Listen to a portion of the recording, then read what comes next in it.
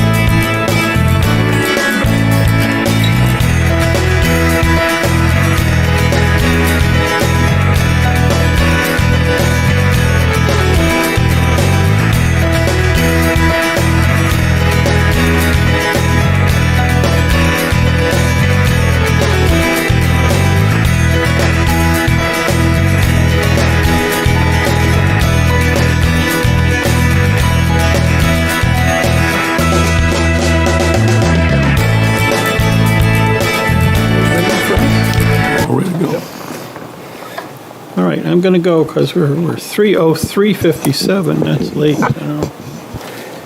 Okay. Let me call to meeting the order of the River Advisory Committee meeting for July 15th, 2021. I guess I don't have to read the roll call or poll anybody, but we're all here except Terry Harmon, who sent me an email saying she couldn't come, and Ginny Robb, who no longer represents the Conservation Commission to us, and we need a new representative from that committee to join us. That hasn't happened yet, as far as I know. Okay, do we want to address the minutes of the previous meeting, which happened on May 20th, 2021?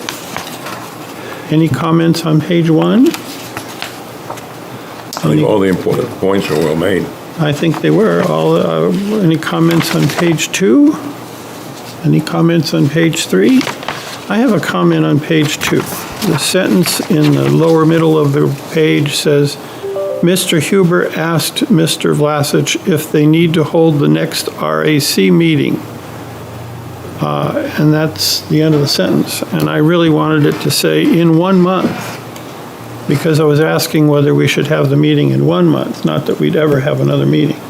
So I would have that corrected, so that I would have in 1 month added to the sentence, Mr. Huber asked Mr. Vlasich if they need to hold the next RAC meeting in 1 month.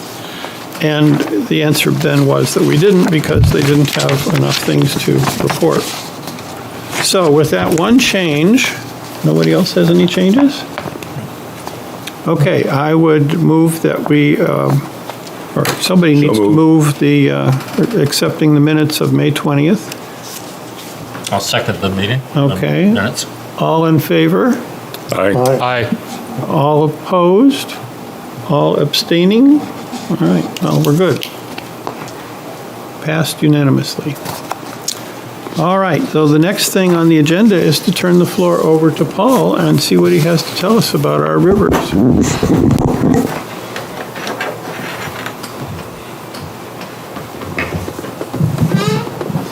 Thank you, Paul Vlasich, town engineer.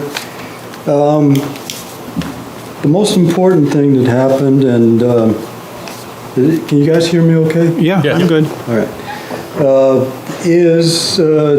The Public Works Director sent the Dam Bureau a letter asking for the extension of the letter of deficiency. And as we were working through some of the analysis, a little bit of the analysis, this whole board is aware that by June of next year, that we weren't going to have this all figured out and applying for the various permits for whatever the fix is going to be for the Great Dam. So that's why we needed to ask for the extension. So the extension that we're asking for is for 2 years, so that we can start applying for the permits and also report back on what we're going to do. Instead of June 1st, 2020, that extension would go to June 1st, 2024. Sorry, you mentioned this was for the Great Dam? You mean Yup. Pickpocket Dam, right? Yeah, it's Pickpocket Dam, Okay, and thank you. I apologize and That's fine. superimpose Pickpocket for anything I said on Great Dam. Okay. I also believe you said extension from 2020 to 2024. I did say that also.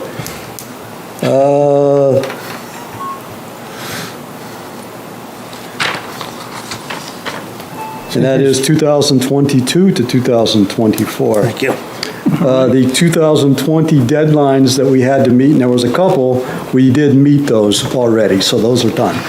But for the application for reconstruction of the dam or plan otherwise, goes from June 1st, I'm going to read it directly, June 1st, 2022 to June 1st, 2024. So thank you for keeping me on my toes.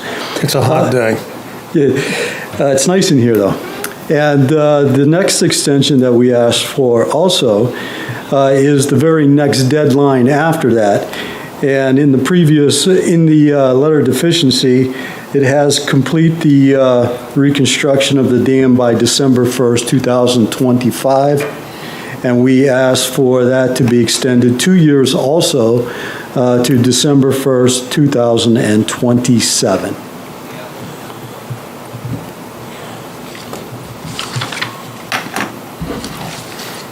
Okay, now, no questions. I'm going to go on to the next subject.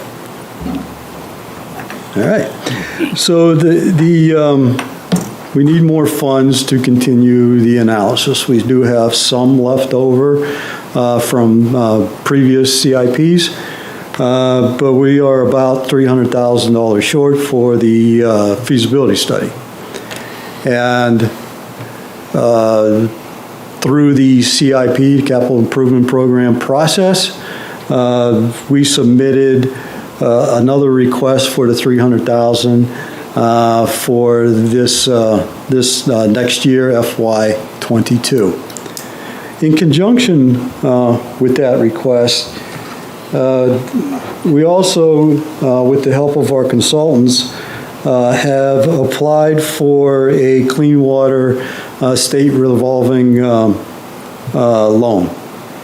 And with that, on the stormwater section of it, and we talked to the chairperson, you might remember Deb Lazelle, that used to be with the Dam Bureau, and now she heads up part of that program. And she thought it might be a good fit. So we put in an application for the SRF. And with this loan, there's also comes with a potential of a $75,000 principal forgiveness. And that could be applied to the bottom line of the that $300,000 that I mentioned if we are chosen for that. Any questions on that one? Can you repeat the amounts on that, the amounts of the loan request? It would be, right now the loan request was for $350,000, and we built in extra. It's not that you have to borrow that if you get selected, but we have that amount in there requested. But the important part of this is the principal forgiveness of up to $75,000. Do you have, what reasons are you giving for the $300,000 shortfall or cost overrun? Or is it delays or things that we found? Can you rephrase that? Because I don't understand shortfall, delays. Well, you said you are requesting another $300,000 in CIP, from CIP, and I was wondering why we need that other $300,000. I know you say you're short, but why are we short?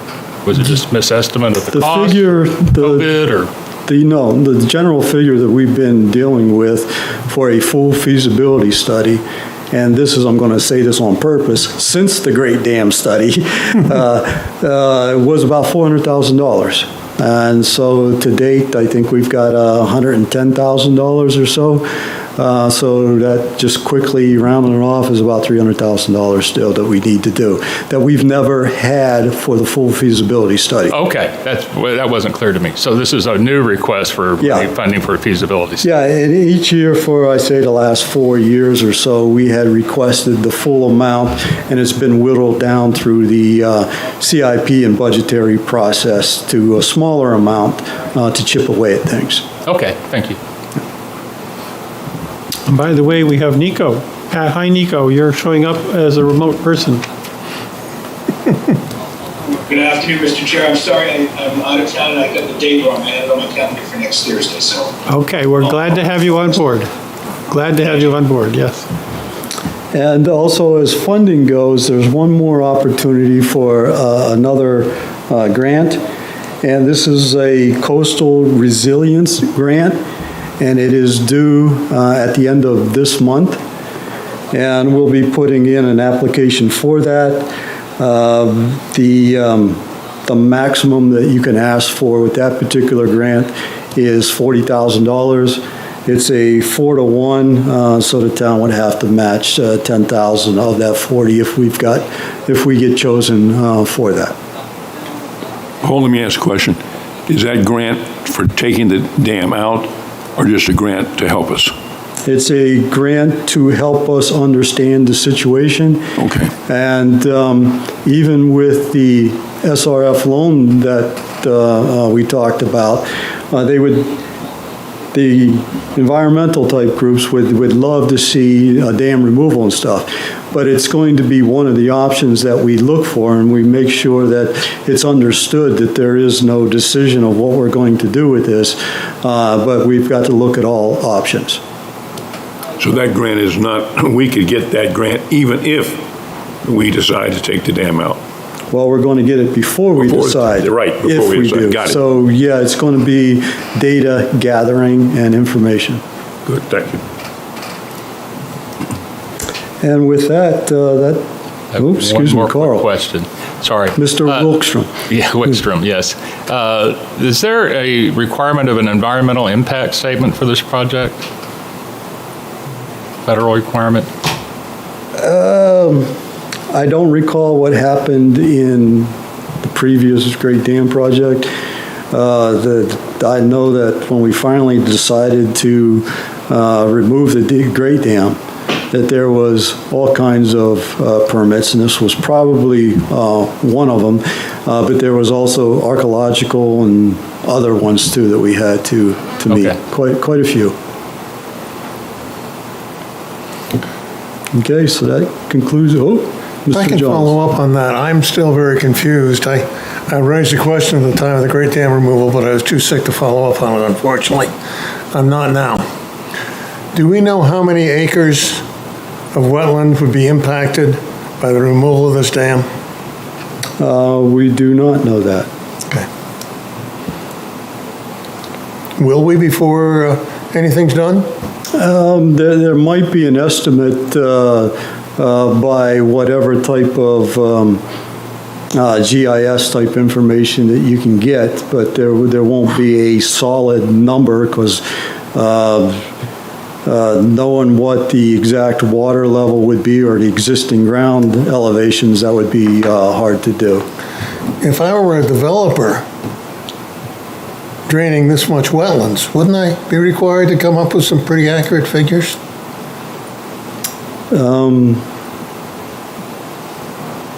I've got 10 acres of swamp out there. If I want to drain that, don't I have to come up with some pretty good numbers? I don't know exactly how that plays out with what you're asking here right at the moment, but there will be some idea of impact to wetlands with the feasibility study. Right.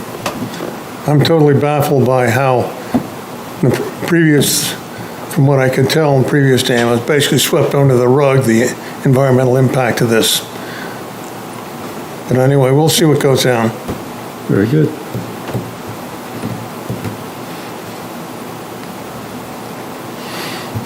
That concludes my report. Okay, thank you very much, Paul. Before you go, let me ask you, do you see a need for a meeting in 1 month or 2 months based on what you think will happen in the ongoing timeframe? I don't know when the state will reply to our extension request. I think, I have a gut feeling it would be within that 1 month timeframe. I think we will know by the end of this month, the beginning of next month, whether we are selected for the SRF loan. So there's two pieces of information that have the potential of being reported on. But I don't know if that requires a full meeting if those are the only subjects. I agree. Well, we would want to let the public know if there was progress, right? So I'm guessing we should plan a meeting for next month? Is that everybody thinking that's the right answer? Is this the public's only way of knowing it? Because Well, they put reports on the web that people can look for them, but we don't have a way of announcing to the public what's going on apart from this meeting, right?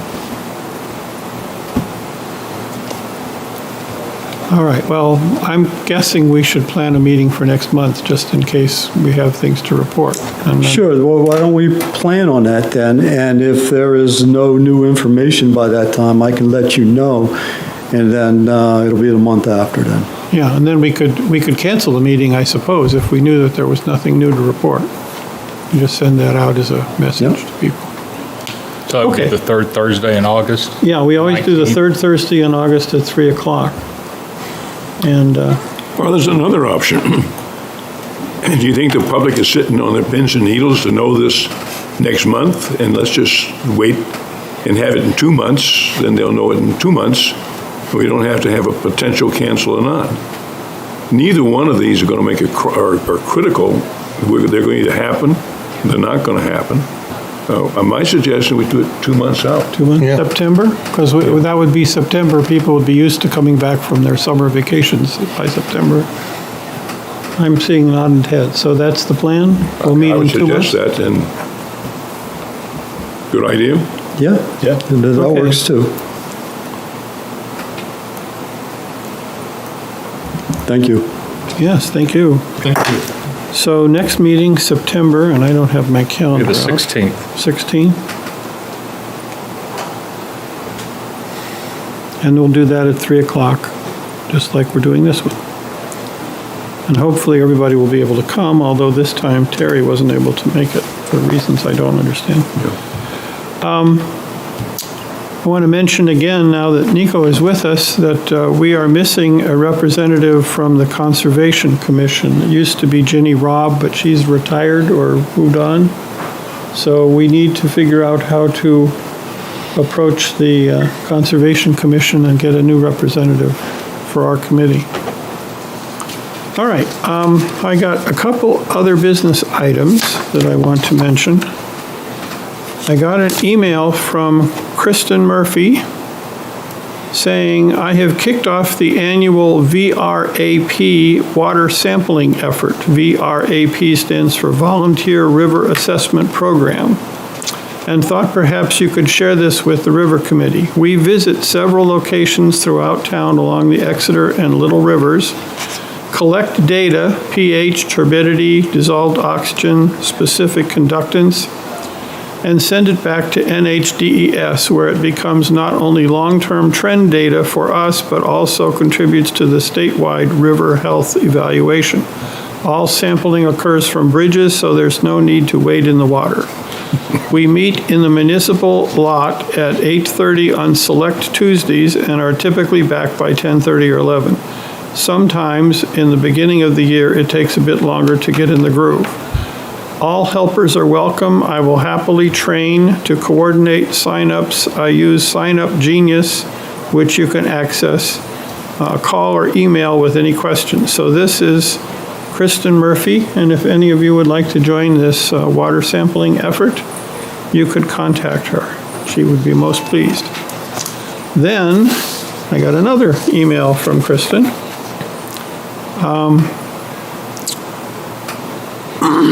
She says, hi all, I have been pushing to bring about the return of the Alewife Festival for a few years now, but have not put in the advanced planning time to make it happen.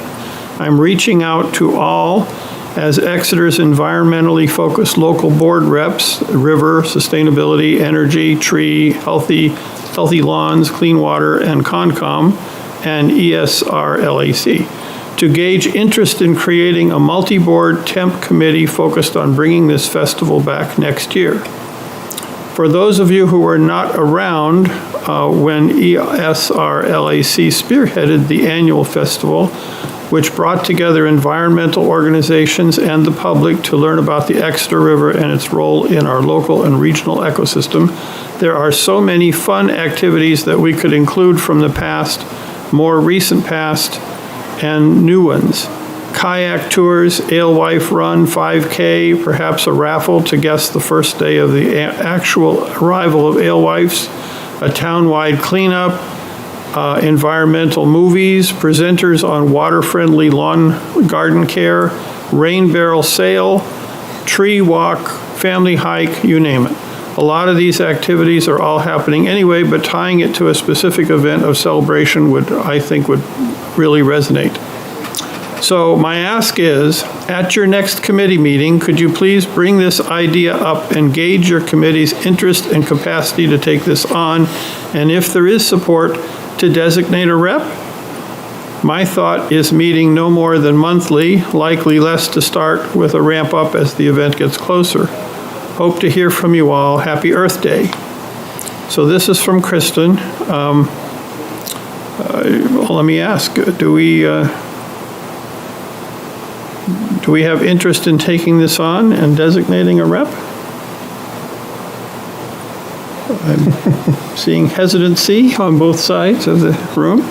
Well, In any case, if anyone is interested, they should call or get in touch with Kristen Murphy and let us know, let us know of the interest so we could appoint you to be the rep for this committee, if that's working. But anyway. Ask Don Clement. how do we, Don Clement, yeah, I wish Don Clement were here. As a volunteer, I think he's most probably well aware of it, but he's worked with us a lot. And I think he's perhaps the only one of this group that has ever been particularly involved in it in the past. And though he's not a member of the committee, we might just make him an adjunct for purposes to help us out with this. I'm looking at the list of people she sent it to. I didn't see Don there, but I can make a note that maybe we could forward this to Don Clement for his interest. That's a good idea. do you have the contact information there for? Well, it's a link and doesn't show up on the email, but I'm sure you can just look up Kristen Murphy on the town website. Let's see.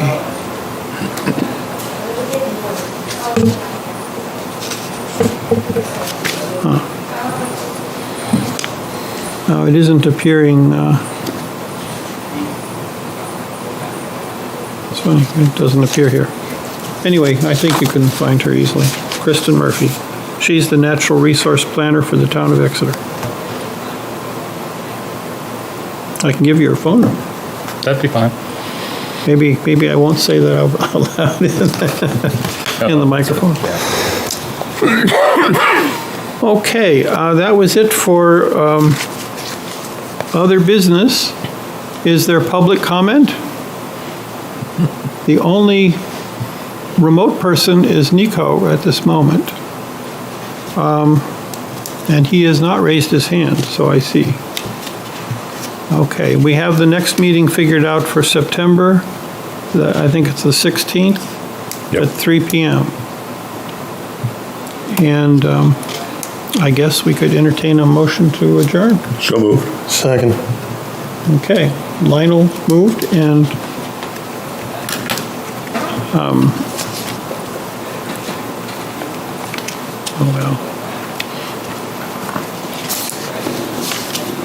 trying to be organized.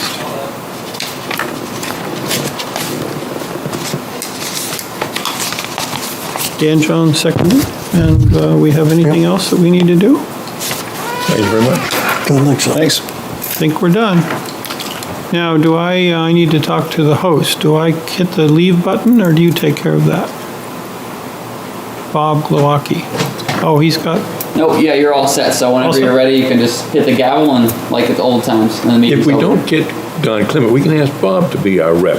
Bob, Yeah. rep for this committee. Yeah, you heard. He knows more about alewife than anybody else in this room. I'm already on that planning committee. so- Okay, so that won't work. Okay, to adjourn, I have to hit the mallet here. Thank you. There we go.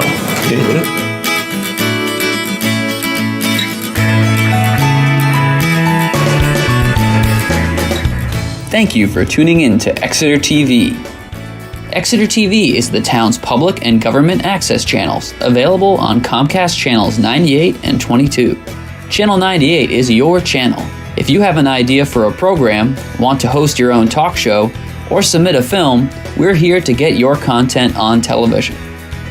On Channel 22, we bring you live and replay coverage of government meetings and other town updates. A third channel, Blue Hawk Media, is operated by SAU 16 and can be found on Channel 13, with all your school sports, events, and meetings. You can watch Exeter TV online at exeternh.tv, Apple TV, and on Roku. Find us on social media for extra content. Subscribe to our YouTube channel and hit the bell to get notified about live streams and new content. Tune in to our platforms every other Friday to watch the Exeter Biweekly Report, with recaps of recent events, updates from town departments, and messages from nonprofits in your area. If you head to our website, exeternh.tv, we invite you to sign up to our newsletter to receive monthly updates about new content, upcoming meetings, and more. We'd like to thank you for taking the time to watch Exeter TV and hope that you tune in to our other content as well.